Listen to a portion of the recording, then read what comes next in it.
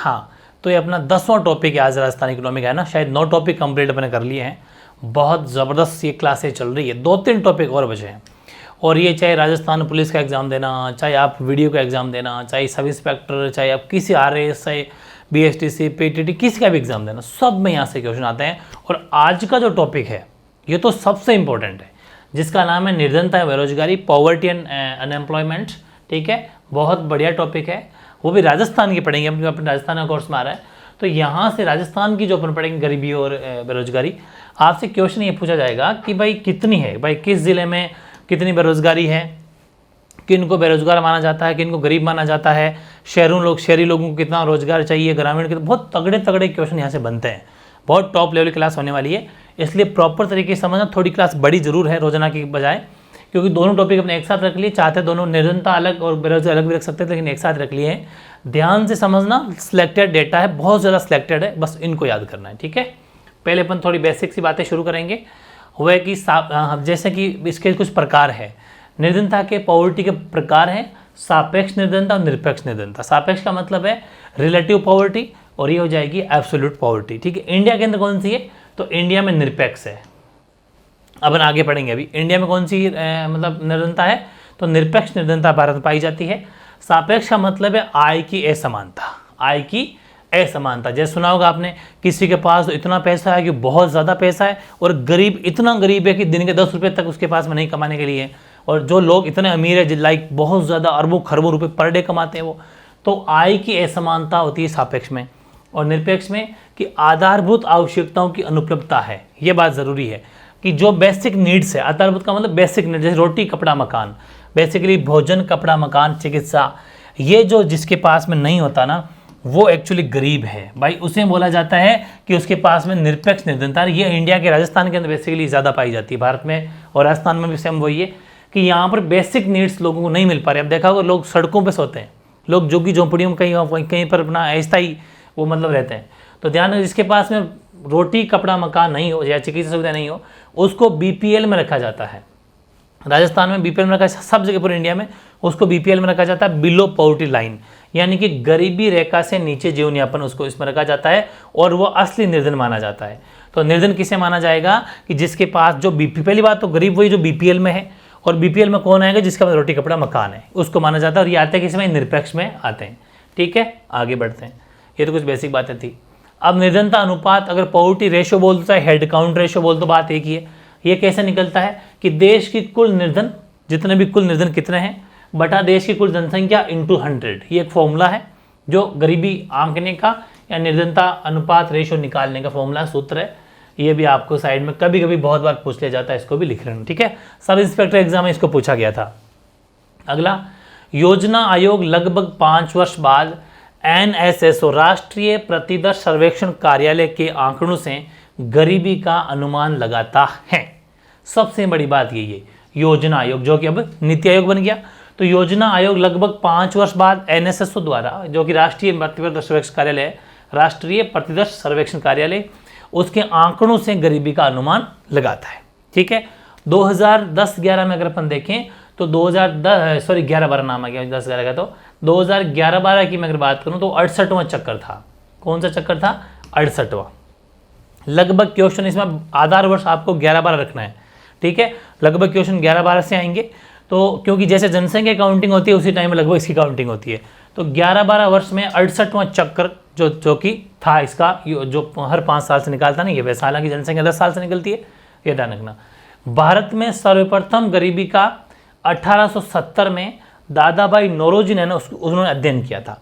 ये क्वेश्चन बहुत बार पूछा गया, सिंपल बेसिक क्वेश्चन है कि भारत के अंदर सबसे पहले गरीबी का अगर किसी ने स्टडी करी है, अध्ययन किया, तो किसने किया, वो किया दादा भाई नौरोजी ने 1870 में। ठीक है, आगे देखें। राजस्थान में गरीबी, इतनी देर जो भी अपने पढ़ा वो सिर्फ बेसिक था, एक इमेज बनाने के लिए। क्वेश्चन यहाँ से आता है, अब क्वेश्चन पुट होगा सीधा सीधा कि राजस्थान में गरीबी की अगर अपन बात करें तो राजस्थान में गरीबी का मापन कैसे कैसे किया जाता है, ऐसी कौन कौन सी समितियां हैं जो राजस्थान में गरीबी का मापन करती है। तो नंबर 1 पे आता है प्रोफेसर सुरेश डी तेंदुलकर समिति। ठीक है, पहली बात तो ये एग्जाम में सीधा सीधा क्वेश्चन आ जाता है कि निम्न में से कौन सी समिति के द्वारा जो है राजस्थान में गरीबी मापी जाती है, तो प्रोफेसर सुरेश डी तेंदुलकर समिति के द्वारा। ठीक है, इस समिति ने आधार वर्ष रखा है 11-12 को। ये भी इंपॉर्टेंट क्वेश्चन है। आधार वर्ष क्या रखा है? 2011-12 को आधार वर्ष यानी बेस ईयर रखा है। और बेसिकली इसने क्या करा है कि दिसंबर 2005 में प्रोफेसर तेंदुलकर की अध्यक्षता में नवंबर 2009 में रिपोर्ट जारी करी गई और 2009 में योजना आयोग ने इसको स्वीकार कर लिया गया कि हाँ वाकई बिल्कुल प्रॉपर स्टडीज ने करी है और इसीलिए इसको इकोनॉमिक्स में बहुत तगड़े तरीके से पढ़ा जाता है और वेरी फेमस है। ऐसा कोई एग्जाम नहीं कि यहाँ से क्वेश्चन आए नहीं। अब सुन लो इसके आंकड़े क्या दिए इसने जब 2011-12 में आधार वर्ष रखा था। ग्रामीण क्षेत्र की पॉपुलेशन इसने निकाली थी 84.2 लाख, शहरी में 18.7 लाख और कुल हो गए 102.2 लाख। ठीक है, ओके। 102 का मतलब हो गया 1 करोड़ के ऊपर निकल के, भाई 100 लाख में 1 करोड़ हो जाती है तो 102.9 लाख। परसेंटेज के हिसाब से देखें तो 16.1% ग्रामीण में, 10.7% शहरी में और कुल 14.7%। ये क्या है? गरीबी के आंकड़े हैं। इतने लोग गाँव में हैं गरीब, इतने शहरों में गरीब है, कुल मिला के इतने लाख गरीब। ठीक, उनमें से मतलब परसेंटेज अपन निकालें तो ग्रामीण में 16.1% निर्धन, शहरी में 10.7% निर्धन और कुल 14.7% निर्धन, तेंदुलकर समिति की अकॉर्डिंग 11-12 को आधार वर्ष मानते हुए। अब मैंने एक नीचे एरो बना के बात लिखी है, हर चीज कंपैरिजन की जाती है अपने पिछले रिकॉर्ड से। पिछला रिकॉर्ड था 2009-10 का। ठीक है, 2009-10 की तुलना में 9.2% की कमी आई। ये एक अच्छी बात है, ध्यान समझना। 2009-10 में तो बहुत ज़्यादा निर्धनता थी, उससे इस समिति ने, क्योंकि समिति का गठन 2009 में हुआ था, 2009 होते ही इसने शुरू कर दी अपनी, नहीं 5 में होता, 2009 में रिपोर्ट दी थी इसने। तो फिर इसने क्या करा कि रिकॉर्ड दिखाया तो 9.2% की कमी हुई। ठीक है, किस में? शहरी में। और किसके मुकाबले? 2009-10 के मुकाबले। ठीक है ना। और 10.3% की कमी हुई ग्रामीण क्षेत्र में, वो भी 2009-10 की तुलना में। और 10.1% की कमी हुई कुल में। ये तो शहरी, ये ग्रामीण और ये कुल में कमी हुई इस रिपोर्ट की अकॉर्डिंग। ये सीधा फैक्ट एकदम पूछा जाता है, प्रॉपर इसको उतार लेना। तो देखो MRP, अच्छा ये दो बातें बहुत गहरी है, ध्यान समझना। अभी मैंने बात की थी ना कि प्रोफेसर सुरेश तेंदुलकर समिति, तो सुरेश तेंदुलकर समिति जो है वो MRP यानी मिक्स्ड रिकॉल पीरियड, इस पर आधारित उपभोक्ता वे आंकड़ों के को आधार बना के गरीबी रेखा का निर्धारण करती है। मतलब ये एक गरीबी रेखा है MRP। ठीक है, जिसको बोलते हैं मिक्स रिकॉल पीरियड। वहीं पर रंगराजन क्या करती है? रंगराजन सेकंड कौन सी? रंगराजन समिति या रंगराजन फॉर्मूला, ये करती है MMRP यानी कि मॉडिफाइड मिक्स्ड रिकॉल पीरियड। ये दोनों में मेन डिफरेंस है। इसको आधार मानकर जो है गरीबी के आंकड़े जारी करती है। फिर ऐसा मान लीजिए गरीबी रेखा निर्धारण करती है कि भाई ये बंदा गरीब है। ये इनकी एक लिमिट है। कैसे? कि ग्रामीण बंदा 816 रुपये पर मंथ या फिर 27.2 रुपीज़ पर डे अगर उपभोग करता है, वे करता है, खर्च करता है, तब तक तो ठीक है। इससे अगर नीचे जाता है तो वो गरीब है। ये 816 लिमिट है, इससे नीचे नहीं जाना चाहिए। अगर इससे नीचे वो कम खर्च कर पा रहा है, इसका मतलब वो कमा भी कम ही रहा होगा, तभी तो 816 रुपये खर्च नहीं कर पा रहा वो। ठीक है, आप इसको पॉजिटिव लेके चलना, ऐसा नहीं कि सर 816 क्यों खर्च करेंगे, ना करें तो सब चीज़ मिल रही है, तो उससे नहीं फर्क पड़ता। ठीक है, इनकम का सोर्स से पता चलता है। और शहरी 1000 रुपये पर मंथ या फिर 33.33 रुपये पर डे अगर वो खर्च कर लेता है अपने ऊपर या अपने परिवार के ऊपर या कैसे भी, तो मतलब इससे नीचे नहीं जाना चाहिए। तब तो है, ये एक लिमिट है। बाकी इससे नीचे क्या मान लिया जाता है? गरीब, उसको माना जाता है गरीब। ये फिक्स लिमिट याद रखना। ये क्या नाम इसका? तेंदुलकर समिति के अकॉर्डिंग ग्रामीण क्षेत्रों के 816 रुपये पर मंथ और 27.2 रुपये पर डे, और शहरों में 1000 रुपये पर मंथ या फिर 33.33 रुपये पर डे। अब आता है रंगराजन का एक ही पहला दोनों में डिफरेंस तो यही है, वो तो MRP पर फिक्स होता है, ये MMRP के ऊपर होता है। दूसरी बात, अब इसने तो पहले रुपये का मामला बताया था, अब इसने क्या करा, इसने थोड़ा सा डिफरेंट मामला सेट किया है कि हेडिंग लगाओ आप, इसी में एक सब हेडिंग है ये कि प्रतिदिन एक व्यक्ति को आवश्यक, क्या क्या आवश्यक है वो मैंने यहाँ लिखा है ना। पहले आप हेडिंग ही लगाना, ऊपर हेडिंग लगा देना, इसके नीचे एक सब हेडिंग लगाना, वापस एक हेडिंग, प्रतिदिन एक व्यक्ति को आवश्यक, क्या क्या आवश्यक है? ग्रामीण क्षेत्र इधर लिखो शहरी। इसने कहा कि काम जब करते हैं तो कुछ कैलोरी खर्च होती है, इस हिसाब से अब गांव के लोग सीधी सी बात है ज़्यादा काम करते हैं तो ज़्यादा कैलोरी खर्च होगी। ठीक है, शहरों के थोड़ा सा, हालांकि काम तो शहरों वाले करने पड़ेंगे लेकिन थोड़ी सी सुविधाएं ज़्यादा होती है तो थोड़ा सा कम मेहनत करनी पड़ती है, बिकॉज गाँव में खेत भी होते हैं, सारे डिफरेंट काम होते हैं। तो गाँव के अंदर कैलोरी खर्च होती है 2155 कैलोरी एक बंदे की बता रहा है वो, प्रोटीन 48 ग्राम और वसा 28 ग्राम, मतलब फैट। ये किसी बंदे को पर डे मतलब एक हिसाब से इतना चाहिए एक आदमी को, ठीक है। लेकिन शहरों में 2090 कैलोरी, 50 ग्राम प्रोटीन और 26 ग्राम वसा यानी कि फैट। आधार वर्ष माना था 11-12 को। ये दिया है रंगराजन ने सिस्टम, ठीक है, गांव का और शहरों का कैलोरी प्रोटीन वसा का मामला, ठीक है। फिर रंगराजन ने किसको गरीब बताया वो भी देख लेते हैं। MMRP के अनुसार ये भी 11-12 के आंकड़े ही हैं। इसने कहा कि ग्रामीण व्यक्ति को 1035.97 रुपये, इसने थोड़ा सा ज़्यादा बढ़ा दिया, उसने रखा था 816, ठीक है, इसने रख दिया 1035.97 पर मंथ, पर महीना है, ठीक है। पर डे निकालने की जरूरत नहीं, वैसे महीने में पर डे निकाल देना उससे क्या फर्क पड़ता है।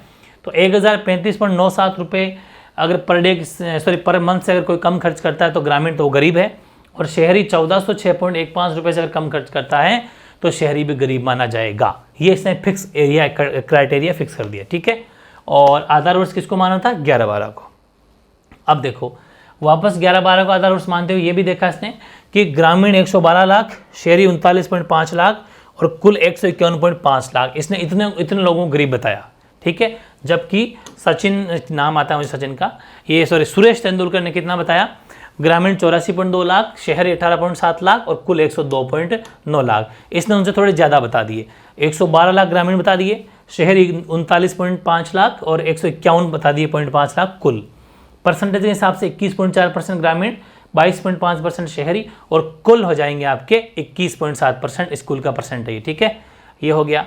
और अब देखो, अब वो चीज़ें हो गई दोनों की, रंगराजन कंप्लीट और आपका सुरेश डी तेंदुलकर कंप्लीट। अब आती है NSSO द्वारा जारी आंकड़े। ये बहुत इंपॉर्टेंट है और यहाँ से भी बहुत गहराई से क्वेश्चन पूछे जाते हैं। आपको मोटा मोटी कितने याद करने हैं कि प्रोफेसर सुरेश डी तेंदुलकर समिति ने क्या क्या आंकड़े दिए वो, फिर रंगराजन समिति या रंगराजन फॉर्मूले के अनुसार क्या क्या आंकड़े वो, और फिर तीसरा NSSO के आंकड़े। ये तीनों आपको 100% याद करने होते हैं, तीनों आंकड़े। यहाँ से डेफिनेटली क्वेश्चन आता है। बात करते हैं, मैंने थोड़ी टेबल बना दी है, इधर वर्ष है, इधर ग्रामीण है, शहरी, इधर कुल है, ठीक है। ऐसी कैसी आप टेबल बना सकते हो, आराम से याद हो जाएंगे प्रॉपर तरीके से, ठीक है ना। चलिए शुरू करते हैं। क्या शुरू करते हैं? 2011-12 और 17-18 में अभी आंकड़े जारी किए नवीन। 2017-18 आंकड़े इनके नवीन है, बिल्कुल न्यू, ठीक है। 2011-12 में इसने आंकड़े जब जारी किए थे तब ग्रामीण थे 25.7% गरीब और शहरी थे 13.7%, ठीक है। और कुल हो गए 21.9% गरीब। ये तो 11-12 का मामला है। 17-18 में ग्रामीण गरीब वापस बढ़ गए 29.6%। क्यों बढ़ गए आप भी जानते हो कि बेसिकली गाँव के लोग पहले निर्भर थे एग्रीकल्चर, कृषि पर, ठीक है। और कृषि में आजकल बारिश होती नहीं है और कुओं का पानी, ट्यूबवेल्स का पानी नीचे चला गया काफ़ी, तो मतलब कम रोजगार मिल पाता है, पॉपुलेशन भी बढ़ गई तो काम का बंटवारा हो गया। तो गाँव के जो बेरोजगार बढ़ गए, ग्रामीण में जो निर्धन बच गए 29.6% गरीब हो गए, और शहरी हो गए 9.2%। शहरी कम हुए हैं, यहाँ रोजगार जरूर लोगों को मिला है। कुल मिला के 22.8% है। और अगर ओवरऑल अपन देखें तो क्या कहा जा रहा है कि 1.9% की वृद्धि हुई है। ये तो आपको दिख रही होगी, 1.9% की वृद्धि हुई है, जो कि माइनस पॉइंट है। फिर ये NSSO के आंकड़े हैं, ठीक है ना, मोटा मोटी आंकड़े याद करने आपको। अब एक बहुत बड़ा फैक्ट मैंने यहाँ पर लिखा है कि राजस्थान के अंदर सर्वाधिक बहुआयामी गरीब जिले कौन से हैं? वो हैं बाड़मेर, जैसलमेर और प्रतापगढ़। ये बहुआयामी का मतलब है हर तरह से, चाहे वो एजुकेशन हो, चाहे वो आपका ये रोजगार का क्षेत्र हो, चाहे कोई सा भी आर्थिक राजनीतिक कोई सा भी मामला देख लो, सब में बहुआयामी ओवरऑल देखा जाए तो, छोटे बड़े बूढ़े, व्यवस्था के हिसाब से, स्कूलों के हिसाब से, हॉस्पिटल के हिसाब से, ओवरऑल कैसा भी बहुआयामी होते हैं। उनमें बाड़मेर, जैसलमेर, प्रतापगढ़ बेसिकली 3 नाम आते हैं जो गरीब है। और सबसे कम यानी पैसे वाले लोग कौन है? वो झुंझुनू और कोटा। झुंझुनू और कोटा में गरीबी बहुत कम है। यहाँ के लोग जो है सबसे कम गरीब है, बहुआयामी सबसे कम गरीब है। और सबसे ज़्यादा बाड़मेर, जैसलमेर, प्रतापगढ़। ये इंपॉर्टेंट फैक्ट ये भी याद रखना जिलों के हिसाब से, ठीक है। ओके, ये थी भाई अपने गरीबी या निर्धनता। अब हेडिंग लगाओ बेरोजगारी, अनएम्प्लॉयमेंट, ठीक है। अनएम्प्लॉयमेंट अपना टॉपिक रहेगा अब, वो भी इसी में अपने एक ही साथ पढ़ लिया है। गणना इसकी कौन करता है? NSO। अब आप समझ तो गए बेरोजगारी अनएम्प्लॉयमेंट की गणना कौन करता है? NSO का मतलब है नेशनल स्टैटिस्टिकल ऑर्गेनाइजेशन, ठीक है। यानी कि NSO, एग्जाम में सीधे से लिखा आता है कि NSO यानी शायद राष्ट्रीय सांख्यिकी संघ है ये कुछ, है ना। तो आपको याद रखना है कि इसकी बेरोजगारी की गणना कौन करता है, तो NSO करता है। और भारत में संरचनात्मक या ढांचागत बेरोजगारी है बेसिकली भारत में, ये भी इंपॉर्टेंट फैक्ट है। हालांकि इंडिया के बारे में अपन ज़्यादा क्वेश्चन राजस्थान में नहीं पूछे जाएंगे, लेकिन थोड़ा बहुत बेसिक चीज़ें नॉलेज होना जरूरी है, आ जाता है कभी कभी, ये भी ध्यान रखना। नेशनल स्टैटिस्टिकल ऑर्गेनाइजेशन NSO द्वारा इस बेरोजगारी की जो है गणना की जाती है, और भारत के अंदर संरचनात्मक या ढांचागत बेरोजगारी है। अब मैंने बेरोजगारी की डेफिनेशन भी लिखी है। बेरोजगार आखिर होता कौन है? वह व्यक्ति जो शारीरिक मानसिक दृष्टि से काम कर सकता है या फिर करना चाहता भी है परंतु काम नहीं मिल रहा, वो बेरोजगार होता है। समझ आ गया? सिंपल, यानी कि शरीर से भी सही है, शरीर से सही है, मेंटली भी सही, मानसिक भी सही है, फिजिकल और मेंटली दोनों सही है, काम करना भी चाहता है बट काम नहीं मिल रहा, तो वो क्या हो जाएगा? वो आपके हो जाएगा बेरोजगार, अनएम्प्लॉयमेंट। अब देखो नेक्स्ट बहुत जबरदस्त टॉपिक है कि राजस्थान की कुल जनसंख्या कितनी है। तो देखो राजस्थान की कुल जनसंख्या आपको पता है 6.86 करोड़ 2011 की जनगणना के अनुसार, ठीक है। लेकिन उसमें मेन मुद्दा वो नहीं कि आप जनसंख्या पूछे, जनसंख्या अपन पढ़ चुके। मेन मुद्दा ये है कि उसमें काम करने वाले लोग कितने हैं, तो वो है 43.60%। मतलब इसका मतलब कि इनको रोजगार मिला हुआ है। बाकी 56.40% तो ठाले ही बैठे हैं, वेले काम ही नहीं करते, इतने बेरोजगार है, समझ सकते हो। और मैं तो कह रहा हूँ ये बेरोजगारी और बढ़ गई है, बेरोजगारी दिन ब दिन बढ़ती जा रही है जबरदस्त तरीके से, और महंगाई बढ़ रही है और बेरोजगारी फुल बढ़ रही है। इसीलिए कह रहा हूँ ढंग से पढ़ लो, वरना ये परसेंट रेशो देख इसी में शामिल होने वाले हो। दिक्कत इतनी हो रही है, आप सोचो कि पर डे कितने लोग जन्म ले रहे हैं, कितनी लाखों की भीड़ पैदा हो रही है, और सोर्स वो एक ही है। अब एक किसान के सपोज 10 बीघा जमीन है, उसके 2 बेटे हो गए, 5-5, फिर 2, 2.5, फिर मतलब, और वहाँ खेती में भी कुछ नहीं बचा, फिर वो आगे जाएंगे तो और हर जगह है, ऐसी बात है नहीं कि सब जगह काम मिल जाएगा, रोजगार मिलेगा कहाँ से? बहुत ज़्यादा बुरी हालत हो रही है। और आने वाले टाइम में ये बहुत बड़ा मुद्दा है, ये बेरोजगारी सबसे बड़ा मुद्दा है आज का, सबसे बड़ा मुद्दा यही है। लोगों के पास में रोजगार नहीं, खाने के लिए दाने नहीं है, ये हालत है, ठीक है। तो ध्यान रखें 43.46% काम करने वाले हैं और नहीं करने वाले, ये तो बस उसमें नहीं देखना कौन नहीं करे, उसमें इतना सा आंकड़ा है कि 56.40% जिनको बेरोजगार हैं। बाकी 43.60% काम करने वाले, उसमें कौन कौन आ जाते हैं? काश्तकार आ जाते हैं और खेतियार। काश्तकार और खेतियार में बाणे बनी खेती करने सारे मिक्स है, ये जो फसल को मतलब पैदा करते हैं वो सब। काश्तकार और खेतीहर मजदूर, काश्त करे, अभी जानना ना, ये आप सोचेंगे कि इसका बंटवारा किया सर आपने, 43 तो कुल ही थे, 55 कहाँ से ले आए? 43% तो इस हिसाब से हैं, कुल जनसंख्या का 43%। अपने आप में काम करने वालों तो 100%, काम करने वाले जितने भी 100% है ना, उनका परसेंट बता रहा हूँ मैं। काम करने वाले 100% में काश्तकार 55.37% है, खेतियार 10.63% है, पारिवारिक उद्योग जिनका फैमिली उद्योग है वो मात्र 2.74% ही है, और अन्य काम करते हैं कोई छोटा मोटा वो 31.26%, जो विदेशों में काम भी करते हैं, डिफरेंट सोर्स है।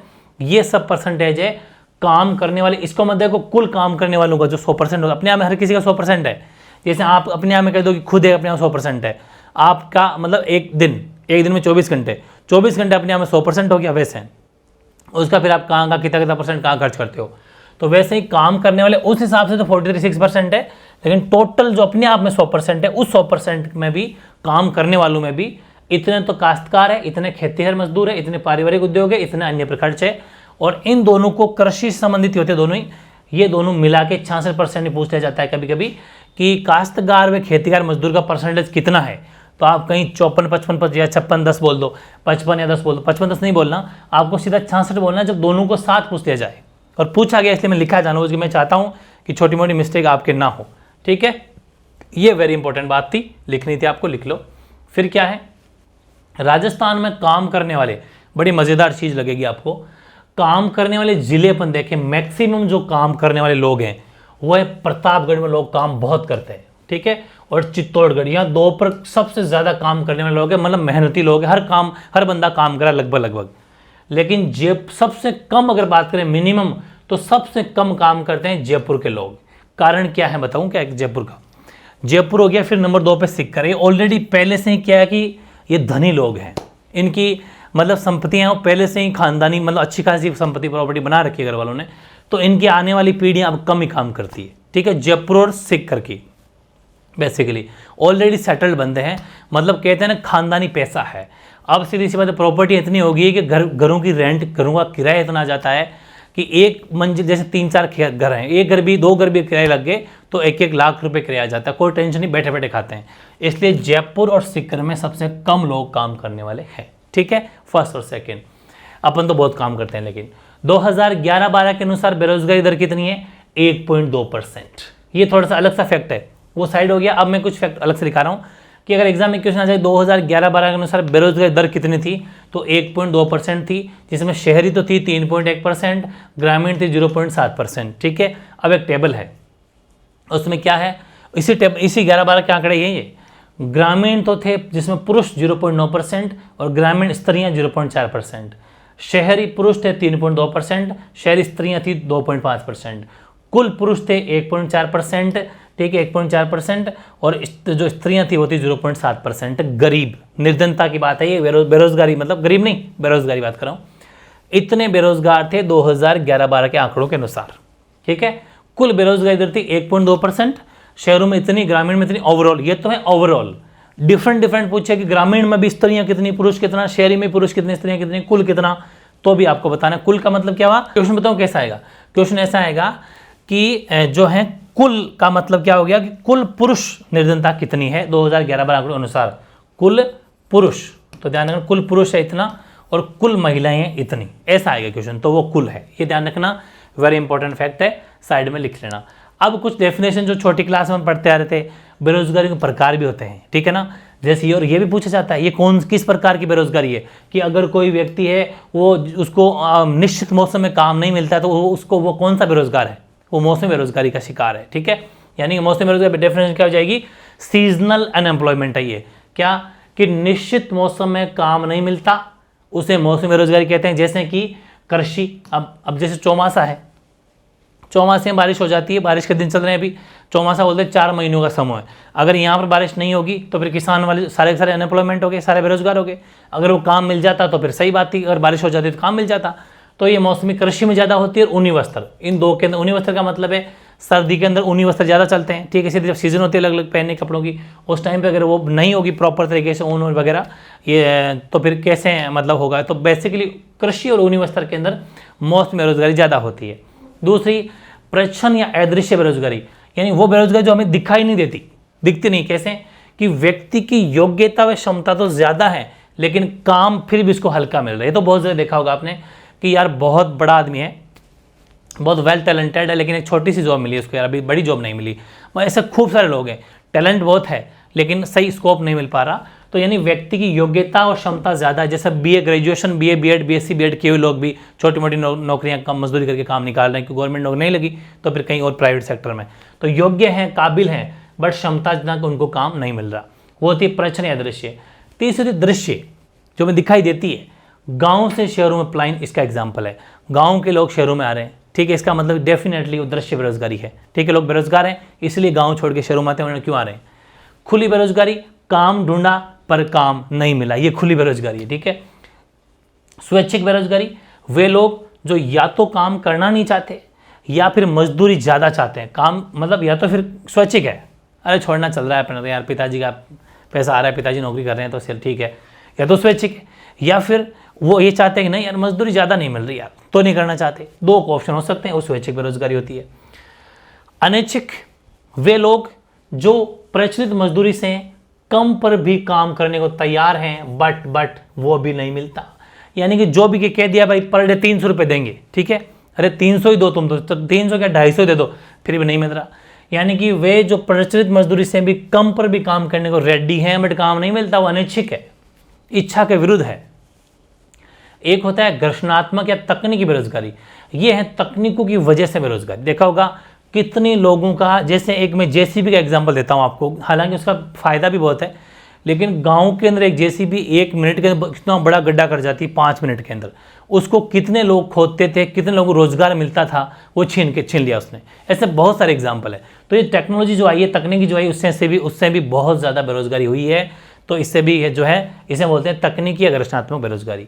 एक होता है चक्रीय बेरोजगारी, ये मंदी के दिनों में प्रभावपूर्ण मांग में कमी, जैसे मंदी चल रही है, ठीक है, भयंकर मंदी चल रही है, रेटेड डाउन है सबकी, और उस टाइम पर अगर प्रभावपूर्ण मांग में अगर कमी हो, एक तो मंदी, ऊपर से मांग भी कम, तो मामला गड़बड़ हो गया, वो चक्रीय बेरोजगारी होती है। ठीक है, जैसे कि ऐसा मान लो कि गेहूं की रेट डाउन, बिल्कुल डाउन, और गेहूं खरीदने वाले भी कम, तो वो हो जाएगी चक्रीय बेरोजगारी। ठीक है, एक तो कम से कम मंदी थी तो कम से खरीदो तो ज़्यादा, थोड़ा बहुत बैलेंस तो बैठता है, लेकिन अगर उसमें भी कमी आ जाती है तो चक्रीय बेरोजगारी होती है।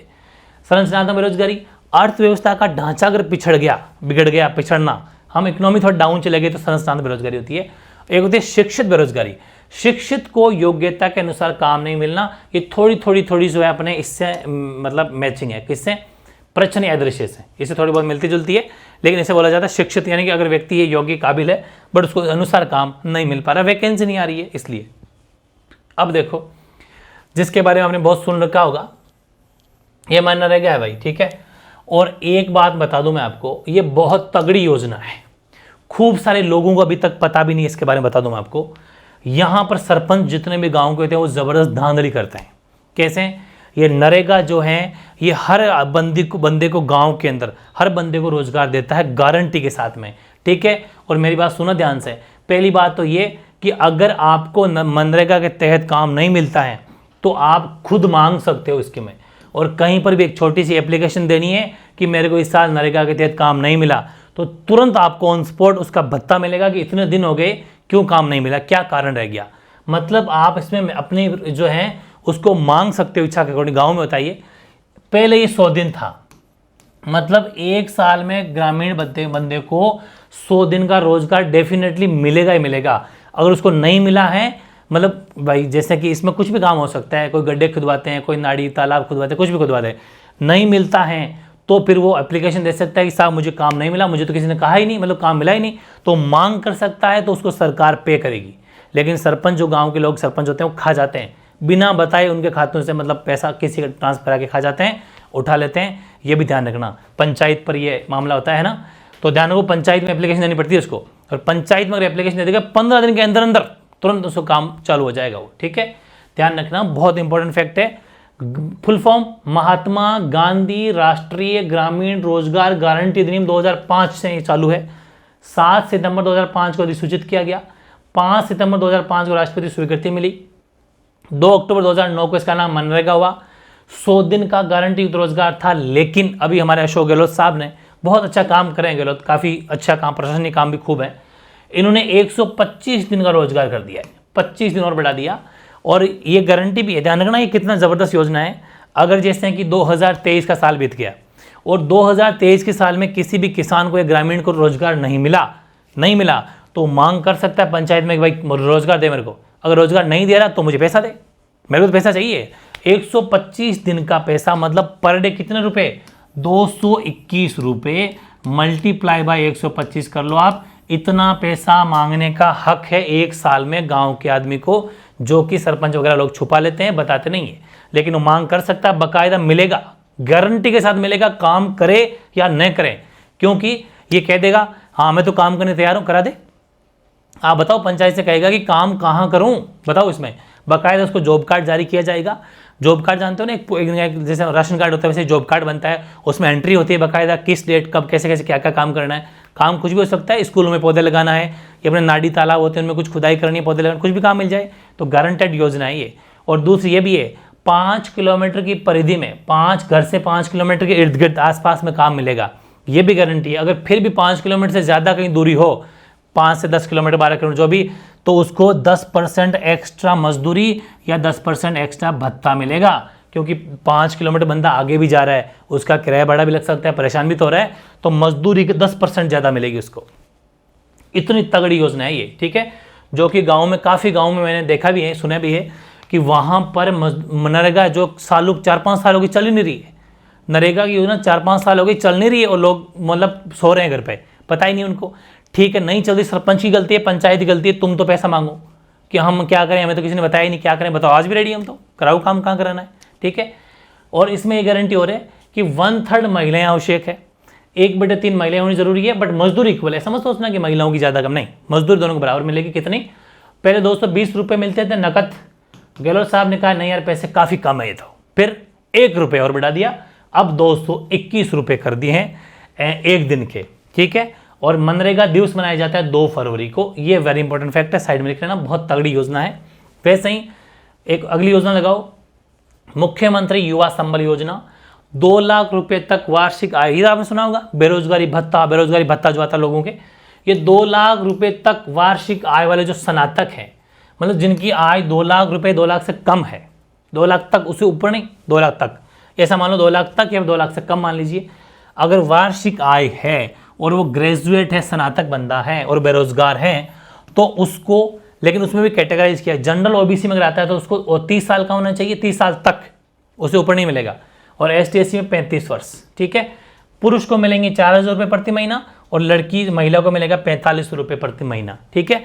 तो ध्यान रखें, जिसको मतलब फेमस वर्ड बेरोजगारी भत्ता है वो ये है कि जिसकी वार्षिक आय 2 लाख रुपए तक या 2 लाख रुपए से कम है और ग्रेजुएट है और बेरोजगार है और जनरल ओबीसी का है तो 30 साल तक का है, तो 28 साल का है तो 2 साल तक मिलता है, कुल मिला के 2 साल तक मिलता है, 2 वर्ष, ठीक है। तो अगर वो 28 साल का तो 30 साल तक मिल जाएगा। और जैसे कोई बंदा 29 साल का हो गया, अब जाके बेरोजगारी फॉर्म भरा तो सिर्फ 1 साल का मिलेगा पैसा उसको, 30 साल होते ही बंद, ठीक है। ये जनरल ओबीसी का मामला है। और ST/SC के अंदर 35 साल तक के बंदे को ये पैसे मिलेंगे। लड़के लड़की में फर्क रखा है यहाँ पर, पुरुष को मिलता है 4,000 रुपये महीना और महिला को मिलता है 45 रुपये महीना। और कितने दिन तक मिलेंगे? पूरे 24 महीने, 12 24 महीने तक ये पैसा मिलता है, जो कि उसकी लाइफ में एक बार मिलेगा, ठीक है। और एक बहुत तगड़ी योजना है भाई, इंदिरा रसोई योजना, देखा होगा आपने। संकल्प क्या था इसका? कोई भूखा न सोए। ये एक संकल्प, एक नारा है, ऐसा मान लीजिए। इसका मेन उद्देश्य हमने क्या रखा इंदिरा रसोई योजना का, कि कोई भूखा नहीं सोना चाहिए यार, भूखा कोई नहीं सोना चाहिए। इसलिए प्रारंभ करी इसको 20/8/2020 को 8 रुपये में भरपेट पौष्टिक खाना, 8 रुपये में भरपेट पौष्टिक खाना मिलता है और 5 रुपये में ब्रेकफास्ट मिलता है, ठीक है। जबरदस्त तरीके से बहुत अच्छी प्रशंसनीय सराहनीय योजना है। बहुत ज़्यादा लोग हैं वो अपना 8 रुपये भरपेट खाना खाते हैं, 5 रुपये नाश्ता भी करते हैं। देखा होगा आपने इंदिरा रसोई योजना की, इंदिरा रसोई के पास लोग कितने खा रहे होते हैं। वाकई बहुत तगड़ी योजना है, बहुत ज़्यादा तगड़ी योजना है। गरीब इसका फ़ायदा बहुत तगड़ा उठा रहे हैं। वाकई बहुत सराहनीय योजना गहलोत के द्वारा चलाई गई। एक है प्रधानमंत्री आवास योजना। इसको प्रारंभ किया था 1/4/2016 को और लक्ष्य था कि 2022 तक सबको आवास मिल जाएगा। हालांकि मिला तो ज़्यादा सबको नहीं है, लेकिन ये मेन टारगेट था। साइड में इसको भी डाल देना कहीं। एक अन्नपूर्ण योजना, ये 100% केंद्र सरकार के द्वारा चलाई गई योजना है, जो बेसिकली 2020 में लॉकडाउन के टाइम पर चलाई थी, आपने देखा भी होगा। 1/4/2020 को प्रारंभ हुई है ये। 100% केंद्र सरकार की योजना है। 10 किलो गेहूं प्रति माह मिलता है बंदे को। 10 किलो गेहूं कहता नहीं, केंद्र सरकार वाले 10 किलो गेहूं फिर राज्य सरकार अलग से देती है, तो 10 किलो गेहूं केंद्र सरकार के द्वारा मिलता है प्रति महीना। 100% केंद्र सरकार की योजना है। 1 अप्रैल 2020 को चालू हुई। अन्नपूर्ण योजना इसका नाम है, ठीक है, ओके। अब कुछ एक लास्ट फैक्ट, राजस्थान की न्यूनतम मजदूरी कितनी है, जो सरकार जैसे फिक्स करती है कि भाई इतनी न्यूनतम मजदूरी होनी चाहिए, वो ये है कि कोई बंदा अकुशल है, कोई अर्धकुशल है, कोई कुशल है और कोई उच्च कुशल है।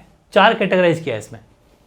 देखो, अकुशल का मतलब है जो बिल्कुल मतलब ज़्यादा कुशल नहीं है, तो 259 रुपये पर डे या फिर 6,734 रुपये पर मंथ उसको मिलना ही मिलना चाहिए। ये तो इसकी मतलब मिनिमम है। किसी भी कंपनी में नौकरी करेगा तो इससे कम किसी की मजदूरी नहीं रख सकते आप।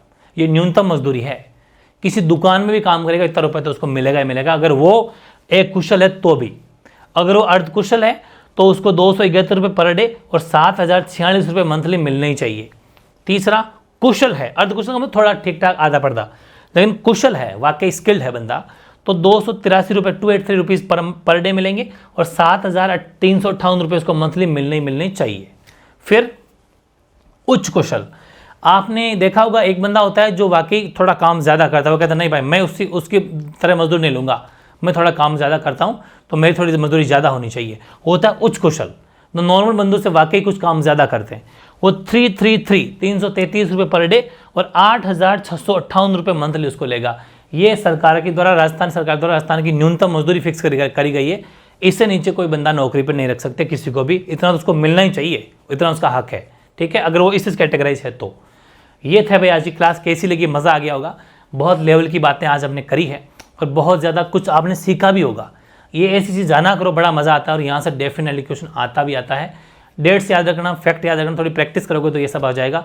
और फिर जैसे आपको पता ही है कि मंडे से अपनी जो लाइव टेस्ट रिस्टार्ट हो रही है, उसमें इन सब के क्वेश्चन आपको मिलने वाले हैं। बहुत ज़बरदस्त वो सीरीज चल रही है राजस्थान जीके की लाइव टेस्ट सीरीज। शाम को 8 बजे 50 क्वेश्चन होंगे, लेकिन डिफरेंट उसमें राजस्थान ज्योग्राफी है, इकोनॉमी है, पॉलिटी है, आर्ट एंड कल्चर है, हिस्ट्री है, और मतलब करंट वरंट सब मिक्स करके ऐसी क्लास बनाई है, मज़ा आ जाएगा देख के। ओवरऑल राजस्थान जी के कंप्लीट कवर, ठीक है, ठीक शाम को 8 बजे, ठीक है। और इस क्लास में कोई डाउट रह गया हो, कोई गलती रह गई हो तो कमेंट कर देना, उसका सोल्यूशन आपको नेक्स्ट पार्ट में मिल जाएगा, ठीक है। या फिर गलती होगी तो उसको अपन पिन कर देंगे कमेंट में, तो आप सोल्यूशन वहाँ पर देख सकते हो। फर्स्ट जो कमेंट होता है उसको पिन कर दिया जाएगा, ठीक है। ओके।